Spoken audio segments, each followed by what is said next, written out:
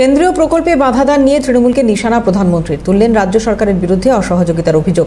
আবাস যোজনা নিয়েও ঘাসফুল শিবিরের বিরুদ্ধে সুর চড়ালেন মোদী। তৃণমূলের বিরুদ্ধে কেন্দ্রীয় প্রকল্পে বাধাদানের অভিযোগ বারংবার উঠেছে। শুক্রবার আরামবাগের জনসভা থেকে এই ইস্যুতে ঘাসফুল শিবিরকে চাঁচাছোলা ভাষায় আক্রমণ প্রধানমন্ত্রীর।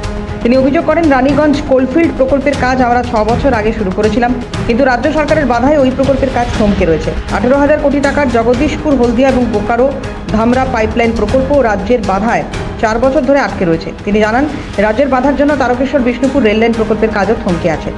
আবাস যোজনার কাজ নিয়েও বাংলা শাসক দলের বিরুদ্ধে সরব হন প্রধানমন্ত্রী। তার দাবি, সারা দেশে 4 কোটিরও বেশি গরিব পরিবারকে আমরা পাকা ঘর দিয়েছি, সেই ঘরে তারা দীপাবলি, হোলি উদযাপন করছেন। আর বাংলায় গরিবদের জন্য 45 লক্ষ বাড়ি তৈরি করার জন্য 42,000 কোটি টাকা বরাদ্দ করা হয়েছিল, কিন্তু রাজ্য সরকার সেই কাজে বাধা দিচ্ছে। केंद्र की भाजपा सरकार ने 45 लाख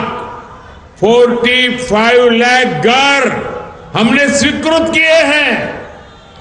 इसके लिए 42,000 करोड़ रुपए, 42,000 करोड़ रुपए रिलीज किए गए हैं।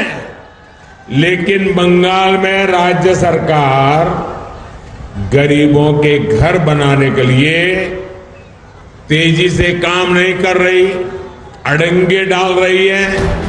তার দাবি, বাড়ি দেওয়ার কাজ করলে তা মোদী সরকারই করবে। বাংলা তৃণমূল সরকার যে উন্নয়ন বিরোধী, আরামবাগের জনসভা থেকে সেই বিষয়টি জনগণের সামনে তুলে ধরলেন প্রধানমন্ত্রী। আসন্ন লোকসভা ভোটে এই ইস্যু নিয়ে বিজেপি যে রাজ্যে সরব হবে তা বলাই বাহুল্য। ক্যামেরায় সন্দীপ পাল ও শুভজিৎ গায়নের সঙ্গে ইন্দ্রনীল ঘোষ ও প্রীতিশ বন্দ্যোপাধ্যায়ের রিপোর্ট, ক্যালকাটা নিউজ।